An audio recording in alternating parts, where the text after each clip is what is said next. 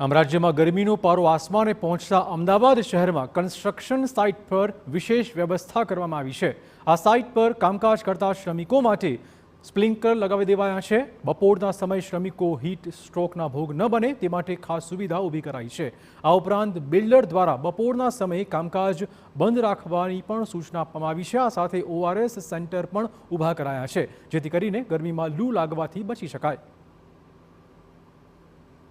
કાળઝાળ ગરમીમાં જે પ્રકારે હવામાન ખાતા અને કોર્પોરેશન દ્વારા આગાહી વ્યક્ત કરવામાં આવી છે, બપોરના સમય દરમિયાન શક્ય હોય ત્યાં સુધી મજૂરો પાસે કામ ન કરાવવું અને જો કરાવવામાં આવે તો તેમના માટે ઠંડા પીણા, છાશ કે શરબતની વ્યવસ્થા કરવી। આ ઉપરાંત કેટલાક બિલ્ડરો દ્વારા જે સીધી રીતે તડકામાં કામગીરી કરતા હોય તેમના માટે સ્પ્રિંકલરની વ્યવસ્થા કરી છે કે જેથી કરીને કામ કરતા મજૂરોને વધુ પડતી ગરમીનો અનુભવ ન થાય। જે છત પર કામ કરતા હોય તેવા મજૂરો માટે આ પ્રકારની વ્યવસ્થા કરવામાં આવી છે જેથી કરીને સ્પ્રિંકલરના કારણે કેટલેક અંશે તેમને ઠંડકનો અનુભવ થાય।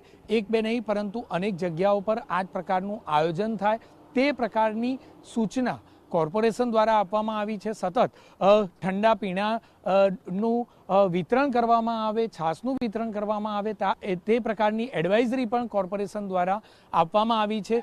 સાથે જ કોર્પોરેશન દ્વારા તમામ બિલ્ડરો અને કામ કરતા મજૂરો પાસે જઈ અને એક મેસેજ આપવામાં આવી રહ્યો છે કે ગરમીથી રક્ષણ મેળવવા માટે તેઓ કઈ કઈ બાબતોનું ધ્યાન રાખવું। કેમેરામેન વિવેક ઠાકોર સાથે જિગ્નેશ પટેલ, TV9 અમદાવાદ।